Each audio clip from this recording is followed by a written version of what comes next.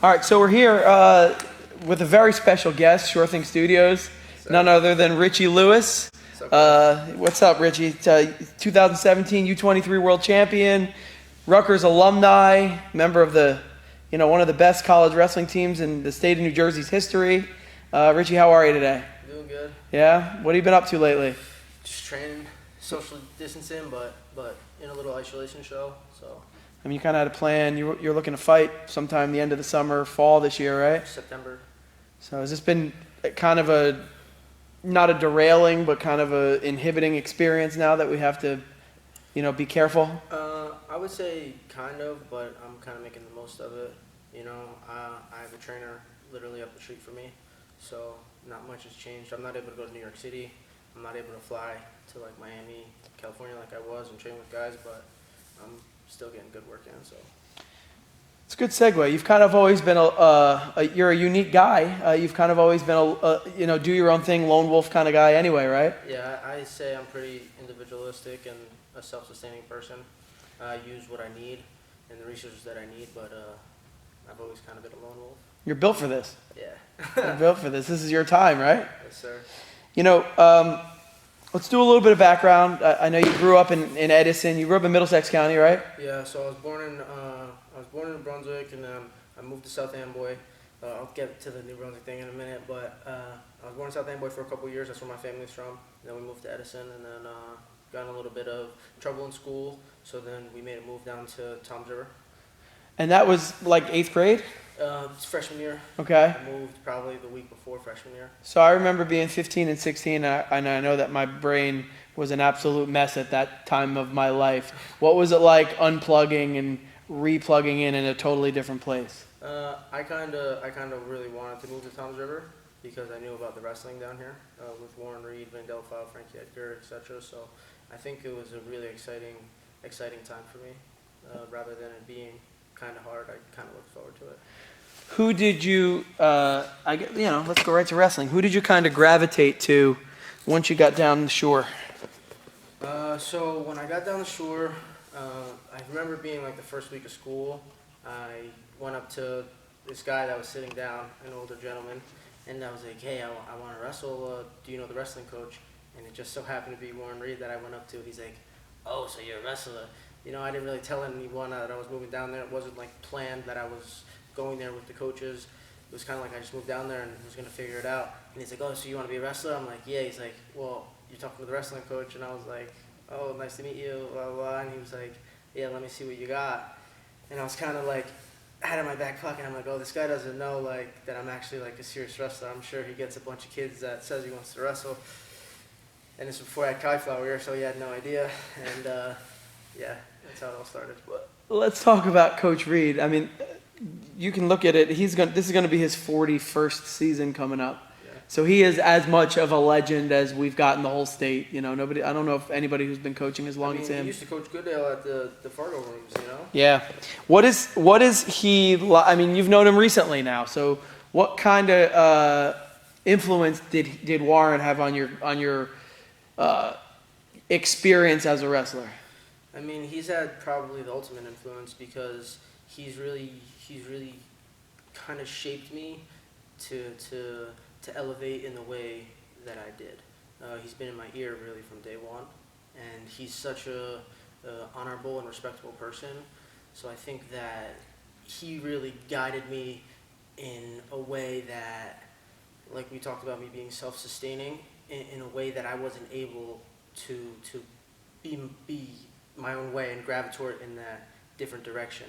He always pulled me back because he's such an honorable person, That handshake was intimidating, Coach Reid's handshake. He puts his hand on you, you're dealing with somebody who you can't really mess around with. Yeah, I tried to mess with him a couple times. It didn't really work. He'd be kicking the radio, yelling me to get my legs back. Now, you were a 6, it might have been 103 then, pounder when you started in high school, right? Yeah, I started 103. And obviously you grew way past that leading up to where we're at today. Did you find, and despite that you placed in states 3 times, did you find that there were adjustment years in there with those giant growth spurts? Yeah, I would say so. I remember I always thought the lighter weights would be easier because I would be stronger as well. And then I remember being at a Rutgers match before it was at the rec. It was actually at College Ave Gymnasium. And this is my sophomore year in the very beginning. I think it might have been September, October. And I'm sitting there with TJ Miller, who I looked up to a lot at the time because he took third in the state as a freshman. He was ranked first in the state as a sophomore. And we grew up together. So I was like, yeah, we were talking about what weight we were going. And he was like, what weight do you think you're going to go this year? And I was like, I think I'm going to cut back down to 103. And I was probably like 125, 130 pounds at the time. And this is when I hit a real perspective change in my career. And from not qualifying to state to taking 7th and being a region champ that year, he was like, why are you going to cut down to 103? He was like, either you're good or you aren't. You know, the weight doesn't really matter. And it was kind of like a humbling experience coming from TJ. And I really thought about it, and I was like, you know, you're kind of right. So instead of going 103, I jumped up 2 weight classes, went 119, and maybe only cut 5 to 6 pounds that year. And it was that year that really elevated me. And is it fair to say that that paid off later on in your college career because you wrestled big in you know, junior and senior year, right? For sure, yeah. So my freshman sophomore year, I really didn't cut any weight. I was in the national finals of junior college my freshman year, and I weighed in at 153. Wrestling 157, and the guys were like, wait, what? You know, really confused. But I think it was those periods of me not cutting any weight that developed me, that allowed me to put on the correct weight and develop correctly and not focus so much on winning. Of course, I was focused on winning, but I was more focused on development, especially because I chose to go to junior college instead of Division I right away. The level of competition wasn't as good, so I kind of had that ease in development. You got to get a feel for what it is that ultimately ended up doing when you got to D1. Exactly. Now, you when you moved down this way, you didn't have a club immediately, right? Yeah. So we're sitting here at Sure Thing. How did that happen? So my freshman year, I didn't do any club practices. I wrestled maybe 3-4 months out of the year during the season, and that was it. And I talked to my parents, and I was really ready to go to a club, but I wasn't sure what I wanted to do. And I got recommended to Sure Thing, so I started showing up here. And at the time, and even now, you know, the room has 70 guys in it, but especially when I was growing up, it had BJ Claggan, TJ Miller, Chad Walsh, Stinson. When I was younger, Mike Morales, Beverly, Ken Theobald. So it was just like a room full of straight killers. And then you had the nicest coach in the world, in Vinnie, and he was so willing to help me. Man, I was almost confused how much he was willing to help me. You know, I'd be like, hey, can we get some work in, get some privates in? And the dude was doing privates with me for free. You know, like, I was like, what? And then I noticed it wasn't just with me, it was with everyone. He just wanted to help. So I was really attracted to that, and I was really attracted to the room. So.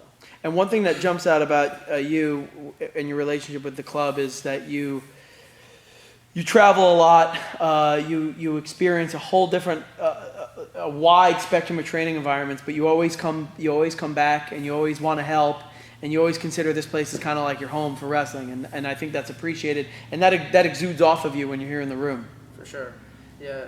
It was just like, it was a perfect fit here, and it still is for me, and that's why I live up north now, and I still travel down here to help the guys out. You know, you had a great high school career. What factors led to you ending up to choose, rather than to go university immediately, to go out to Iowa Central? So I had a decent GPA, enough to pass the clearinghouse. I wasn't sure though. It was a 2.1 in the clearinghouse, but I actually graduated with 1.8 from school. But in the clearinghouse, the criteria is a little bit different. And then I scored pretty high on my ACT, so I was able to go Division I right away, but I passed the clearinghouse very late. I got offers from Ryder, NIU, so these kind of small schools, you know, and then a couple Big Ten schools wanted me, but just to be a walk-on, because I was pretty high risk with my grades. So I was like, you know, I don't want to go to one of these schools and not be able to develop. I want to go to a Big Ten school. My idea was to go to University of Nebraska, so right out of high school. So I wanted to go Midwest to get that exposure, and then I know Frankie Cagnina, the Gagans, a bunch of good guys went to Iowa Central, and I kind of had in the back of my mind that I wanted to fight. And John Jones went there, Cain Velasquez, Colby Covington, UFC champion. So I was like, you know, this is the perfect opportunity. Now, Iowa, the middle of Iowa is a different culture change from the middle of New Jersey, right? For sure. What was it like from a attitude standpoint and from a environmental standpoint, leaving New Jersey and two of the most populous areas of the state, country really, and going out to Iowa? It was definitely a change. I remember on my recruiting visit there, I get off the airplane and Luke Moffat's like, I got to take you somewhere. He's the head coach. He was the Big Ten champion for the University of Iowa, and he was my coach at Iowa Central. And we pull up. My bags were still in the car, and he's like, yeah, this is a billy goat right here. And he takes us to this farm, and there's a billy goat, there's horses, and he makes me wrestle the billy goat. So I have to grab this billy. I'm a city boy. I have to grab this billy goat by the horns and wrestle with him. And the second that I did that, I was like, man, like I kind of like this. You know, all I have to do out here is mess around and wrestle. And school's not as taxing as Division I, you know. I just got to get the work done. So, yeah. So you enjoyed that time out there? I enjoyed it. Yeah, it was some of the best times of my life, man. And you had a very good career. So you obviously had a good development experience from a wrestling standpoint too out in Iowa. You took second in nationals, right? Yeah, so I took second my freshman year. I was actually in the finals, and I wrestled Johannes Mejias, who was a junior Cuban world team member, and he went on to go to the University of Oklahoma. And I was beating him like 5-2 or 5-3, I forget, with like 15 seconds left. And I didn't have much experience to like freestyle wrestling at the time and like the upper body stuff. And he actually caught me with a throw inside trip over the top and scored 5 points at the very end of the match. And I really got it taken from me. And I think that was kind of the changing point in my career where I really realized that I'm at the cusp of getting to a high level. And if I do things correctly, that I'm really going to be able to have a great career. Was it, while you were out there, I'm sure you and the whole rest of the team are all thinking about what the next step is, right? Yeah, so we had a pretty good team. We had me, JJ Alfau from South Dade. We had Pat Downey, who's at NJRTC and on Team USA, All-American. We had Alex De La Cruz from New York State champion. So we had some real good guys that could go Division I. We had another kid, Tyler Hoffman, who had a good career at UNI. So when you were out there, was it always Rutgers? No, so I still wanted to go to the University of Nebraska up until Donnie Pritzlaff went to Rutgers from Michigan. And then once he kind of did that, and I seen Parati was there, Ashman was there, and Goodell had kind of always been in my ear since I was younger, since I moved to Thames River, and he kind of always followed up on me my freshman year, my sophomore year, my junior year, my senior year, and then when I was in junior college. And it kind of just changing of the tide, you know. And my first tournament, I wrestled Nick Dardanes, who was a multiple-time All-American, and I had a good match with him. And then I was in the wrestlebacks, and then I beat Jake Short, who was the #1 recruit in my weight and top 10 recruit in the country, and I beat him pretty handily. And that's kind of when Rutgers started to get back in my ear. So. And so you finished your career at Iowa Central and you came home. What was it like coming back to Rutgers in this now like kind of newly created environment of winning and big time wrestling that was happening pretty much in your hometown? Yeah, so I realized two things. I realized the opportunity that I had at Rutgers to elevate it, and I realized the opportunity on like the exposure side. You know, we're wrestling at the rack in front of 6,000 people, 7,000 people. One time we wrestled in Princeton in front of 15,000 people. So I realized the media exposure. I realized how much connections I had. Went to Short Thing, I went to Apex, so I realized all those kids were gonna kind of follow, and I realized that, and I was like, man, this is such a good opportunity for me, and it's a good opportunity to get closer to my family and my friends. So, let me ask you this: Did you find any when you left the kind of Spartan environment of Iowa Central, and you came back out? Did you find that there were any negative extraneous influences that you had to deal with or fend off now that you were kind of back home, living among your old friends? Did you have to deal with any of that? No, not really. I think it was kind of, you are who you are, and there's going to be exposure to certain kind of things everywhere there is, and some people can manage it, some people can't. and I've always kind of been good at managing the work hard, play hard. So it wasn't that much of A lot of careers of a lot of great wrestlers have ended that way, right?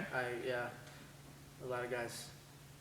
The inability to manage or just the imbalance.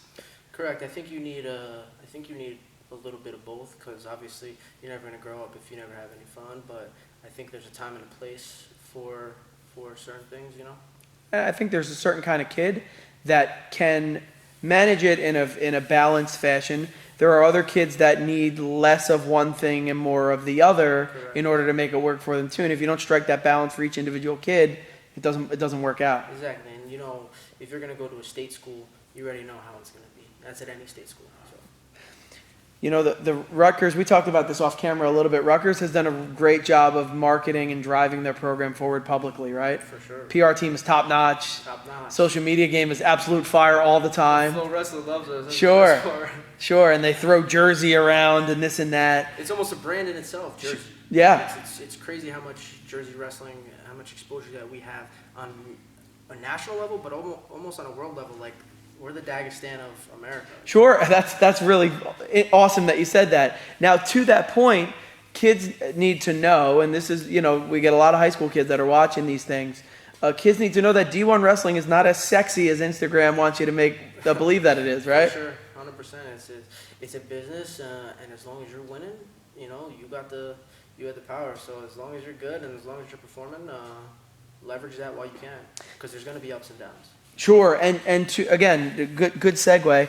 A lot of times in the wrestling room, you find that it isn't all. It is a very competitive place, right? Oh man, I remember one of my teammates, John Van Brill, who was around at 12. So imagine a guy who's top 12 of the country, has the potential to be, and he was in my weight class, and now he's getting recruited over by me, and we're having to wrestle off.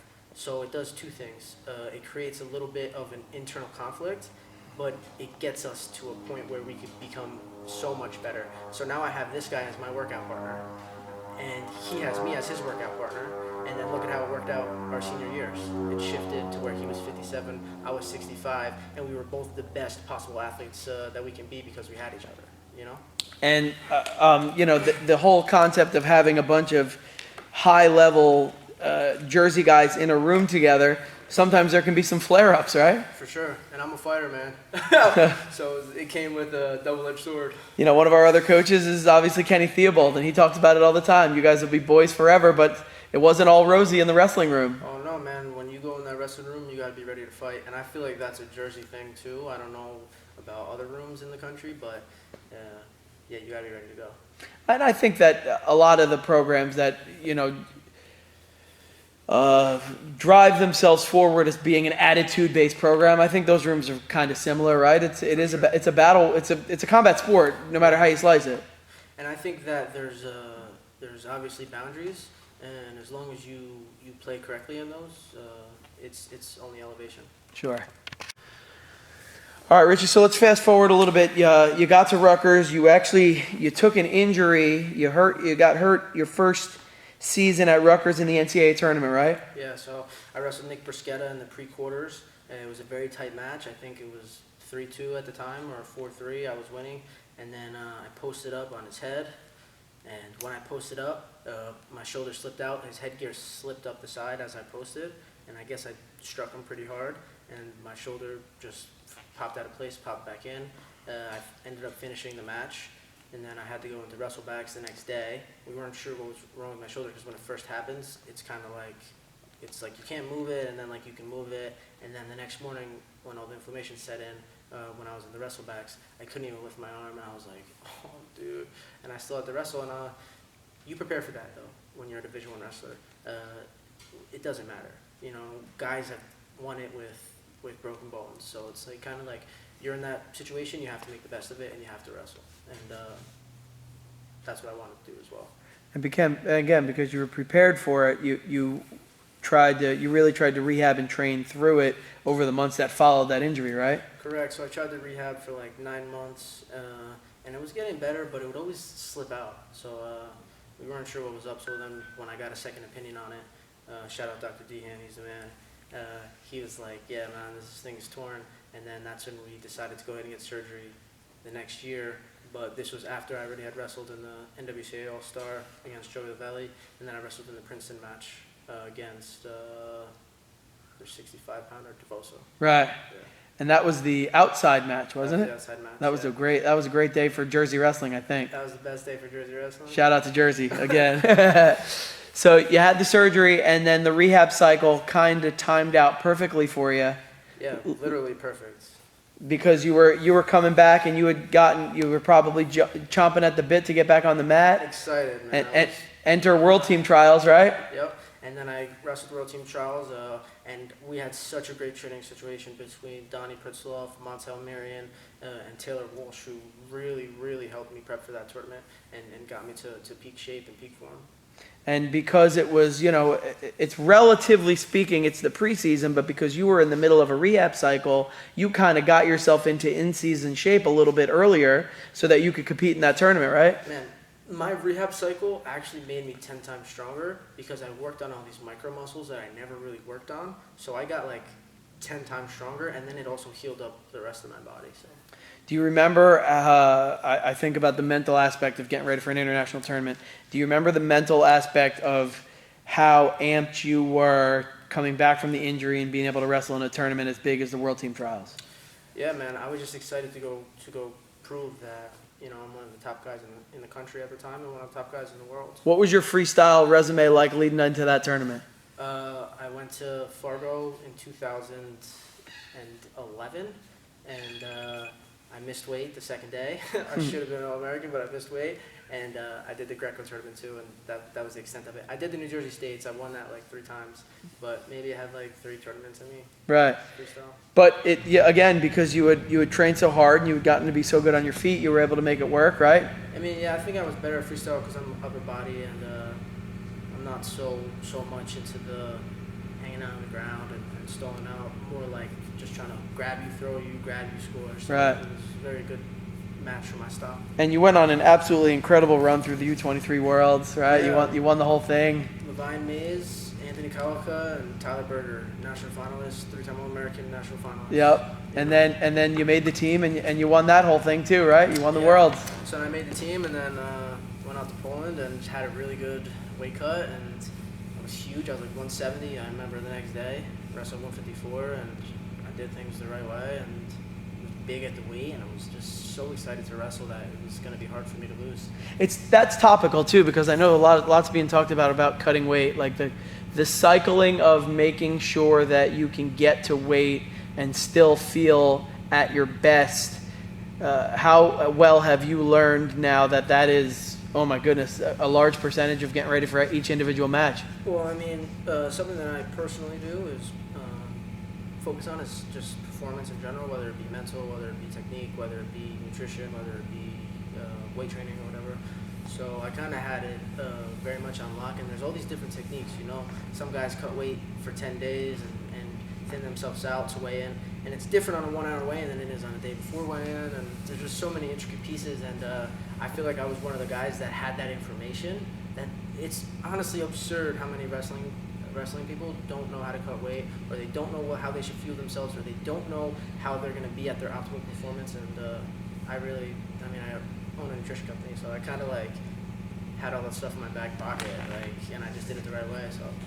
And so you came home a hero. I mean, I remember that time. That was a really fun time to be Richie, right? That was an awesome time to be Richie. You came home. There was pictures of you carrying the flag, running around the mat, right? Like that was some top-notch stuff. And you came home, and Rutgers was in the middle of a giant season, right? Yeah, we were in the middle of a season the year before. We were like top 10 in the country for 2 years in a row. So Yep. It was like, what are we gonna do this year? Now we had Soriano on the team, so it was like, let's go, Yep, and you came home and the Iowa match was staring you in the face when you got back. Yeah, so I have between a rock and a hard place between going 57 and 65, and especially against Iowa, it's either Kemmerer or Alex Marinelli, and we both know their careers, so. But I was excited to go. So. Was Marinelli your first match back? My first match back, yeah. And he was a freshman then. Fresher then, so I wrestled 154, and then a week later I bumped up to 65. Right. So I was still kind of getting adjusted to the weight too. And whatever the scale says aside, I specifically remember watching you two on the mat, and like Marinelli's way bigger than Richie right now. Yeah, for sure. And did you feel that? I felt that most of my career at 65, I feel like now finally a year later, or from when I wrestled 74 kilo for the world team trials and stuff, I finally feel like I'm at the weight and at the comfortable size to where if I wanted to go 74 kilo, I would be pretty big at the weight. And hell, that was 2.5 years ago. And Now that was 2.5 you're years a ago. 65 pounder now. Yeah. Nice. Yeah. I was weighing like I said 172, and then once I really started training and getting my weight down, I was like 168, wrestling 165. But you had a big year anyway, right? You were third in the Big Tens. Third in the Big Tens. I was ranked anywhere from like 3 to 4 or 5 in the country throughout the whole year. So once I started wrestling 65, it took me like maybe a month to do that, and then I'm beating these dudes and losing to some dudes, and it was just like up and down, and looking to perform, you know. And that's fair, and I know that you had some frustrating consistency issues that season. How were you able to keep yourself focused? I kind of knew the end goal. I kind of knew that I was already a U23 World Champion, so I kind of already proved that I was on that level. It was just more about being methodical and getting it done. Right. And I remember the blood round. You know, you had a really good NCAA tournament. Unfortunately, Marsteller seemed to have a little bit of destiny on his side that day, right? Congratulations, he's a tough competitor. Yeah, look, and he's been one of those kids that we talked about that is a million-time state champ from high school, right? That's one of those pedigree guys. Yeah, it was crazy. I took 7th, 5th, 3rd, didn't even place when I was a kid. So, you know, I'm in this bracket with these dudes who I used to be like, I'm gunning for that kid, I'm gunning for that kid, I'm gunning for that kid. And I'm beating a lot of these kids, you know, so it was kind of like a fun opportunity for me. Right. After NCAAs your senior year, did you know what your next move was going to be as an athlete? I didn't. So I kind of was torn between going straight into MMA and wrestling still, and I felt like I didn't quite, based on how good I felt I was, I didn't quite have the accolades to be comfortable stepping away from the sport, or at least I didn't have the ability to be like, I gave this everything I had. You weren't done yet. I wasn't done yet. So I was kind of flirting with both, doing both at the same time, and I packed up my car and went on a 2-month trip cross country. I stopped at Ohio State with Joey McKenna, checked out their training facility. I went to Olympic Training Center, and then I went to California. I went to help train Cody No Love and train with Uriah Faber. I went to American Kickbox Academy, all the way down to San Diego, hitting all the gyms on the way, and then went back home. And when I got back home, I had some pretty good offers from wrestling, and I was kind of sat down with my family, and I was like, I don't think I'm done. I kind of want to go through the 2020 cycle. And at the time, I was training at Henzo Grace Academy in New York City, so I was like, I could still sustainably live my life and train both. So I wanted to stay home though for a few reasons. So I stayed at Lehigh Valley Wrestling Club. I lived in New Brunswick and in Pennsylvania. And you had a nice training cycle, right? You were able to get yourself back into match shape. You won a couple tournaments. You placed high in the World Team Trials the following year, right? Yeah, so I won the Dave Schultz. I only competed 2 times, the Dave Schultz and the World Team Trials. I won the Dave Schultz and I took 4th at the World Team Trials. And then, so what happened that led to you deciding, okay, that was, I'm ready to fight now? Was there a moment? Yeah, I faced a very serious injury. I would say maybe 6 months before World Team Trials, and it was nagging me, and it was something that couldn't really be dealt with. The only thing that could be dealt with was time. So I wasn't able to really train completely for these tournaments, but after the World Team Trials, when I took 4th, I woke up the next morning and like the injury was the worst it's ever been, and I kind of realized my goals was to be a UFC champion. Obviously, I wanted to make an Olympic team, but I kind of realized what I wanted more, and the only opportunity to do that would be to step away from wrestling now, because if I go through this next Olympic cycle and then I get hurt and then I can't do my real passion and the career that I want, it would eat me for the rest of my life. So I made a very hard decision. I took 9 months off completely from the mats, from fighting, from everything, and just focused on rehab and focused on recovery. How did you pick the spot? You know, I always say that as adults, we always end up where we're supposed to be. How did you choose the spots that you have ended up at to work out and train for your first fight, whenever that's going to be? So I'm kind of still like up in the air where like I want to do my camp at. I have a great coach who's local. His name's Ash, and it's in South Amboy, right up the street from me. I think I'm gonna be very good no matter where I go, because we talked about the self-sustainability. But what I more care about in the people that are around me right now is loyalty, love, and how much they'll fight for not only me but the team that we're creating. So it's April now, it's almost May. You know, as you ramp up for a September fight, you know that, you know, come June, it's going to be time to get back into that warrior mode, right? And get ready for camp. I mean, I'm in that warrior mode right now. Yeah. Are you ready to go? Are you ready to shift into 4th and 5th gear? Yeah, I mean, I feel like I am.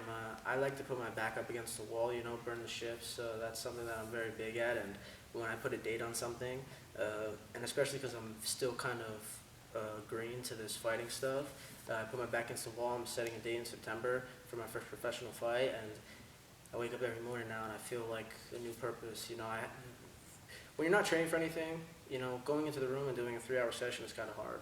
But when your back's against the wall, you know, I don't have a job. It's not like I have this profession that is very fruitful right now, you know. So my back's really against the wall. I gotta be good. I gotta be good fast, and yeah, that's where I'm at. You have no plans to fight amateur first. You're going right for a pro fight. Straight to pro. I mean, I've been very blessed based on my wrestling career. It's the #1 talent in MMA. So, Rogan says it all the time, right? yeah, and I've been training it since I was 18, on and off. You know, I used to go to American Top Team, train with Poirier. I've been involved in Colby Covington's camp. Like I said, Cody No Love. I'm training with Gary Tonin, who's fighting for the one championship. Best jiu-jitsu practitioner maybe in the country, maybe in the world at this point. Exactly. And John Donner. I have these teachers, these people showing me so much. So I've been able to elevate very quickly, and I've been able to test myself against some of the best guys very early. And not that I'm able to beat those guys, but the fact that I'm able to feel that and understand where I am in comparison to them just shows me that I am ready, you know? Well, and jiu-jitsu for fighting is different than jiu-jitsu for jiu-jitsu, for sure. For sure.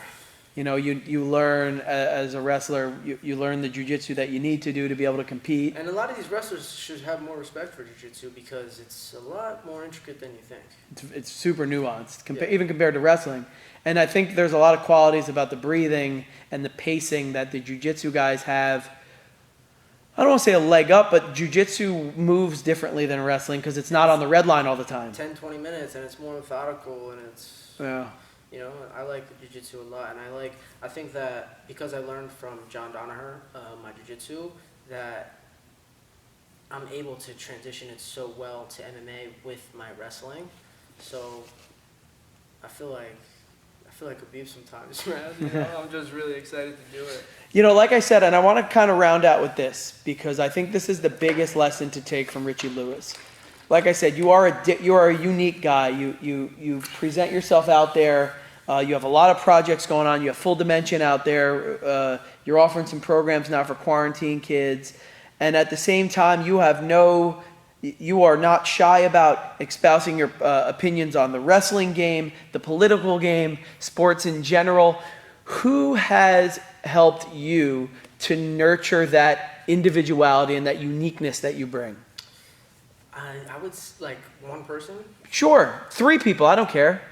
I don't know, man. I have so many people that really have helped me. All my coaches, all my friends, and all these perspectives. And I would say all the adversity that I've faced. I feel like this is kind of not the same, but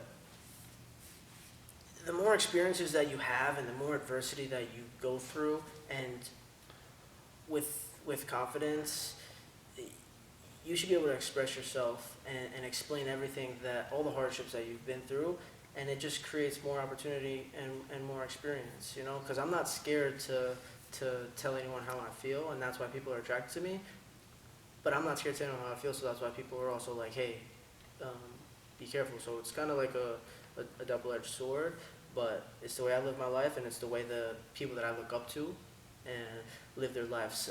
I guess I'll end on this.